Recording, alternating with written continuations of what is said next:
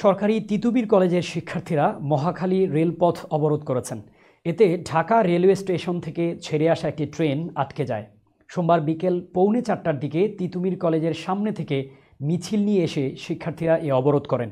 এর আগে বেলা 3:15টার দিকে অর্ধশতাধিক শিক্ষার্থী তিতুমীর কলেজের সামনে থেকে মিছিল নিয়ে মহাখালীর আমতলী মোড়ের দিকে অগ্রসর হন। মিছিলকারীদের সঙ্গে থাকা অনশনকারী শিক্ষার্থীরা প্রথমে রেল লাইনে শুয়ে পড়েন, পরে আন্দোলনকারীরা রেলপথ অবরোধ করেন। এ সময় কমলাপুরের দিকে থেকে একটি ট্রেন আসতে দেখলে শিক্ষার্থীরা ট্রেনটি লাল নিশানা দেখিয়ে থামান। আটকে যাওয়া ট্রেনটির লোকোমাস্টার লতিফ বলেন, উপকূল এক্সপ্রেস ট্রেনটি 3:25 কমলাপুর রেলওয়ে স্টেশন থেকে ছেড়ে আসে। আমার ট্রেনের গতিসীমা ছিল ঘন্টায় 30 কিলোমিটার। এর মধ্যে রেলগেটে দূর থেকেই লাল পতাকা ও মানুষের জটলা দেখতে পাই। পরে ট্রেনটি দ্রুত সিদ্ধান্তের ভিত্তিতে গতি কমিয়ে থামাতে সক্ষম হই। বিষয়টি ঊর্ধ্বতন কর্মকর্তাকে জানিয়েছি।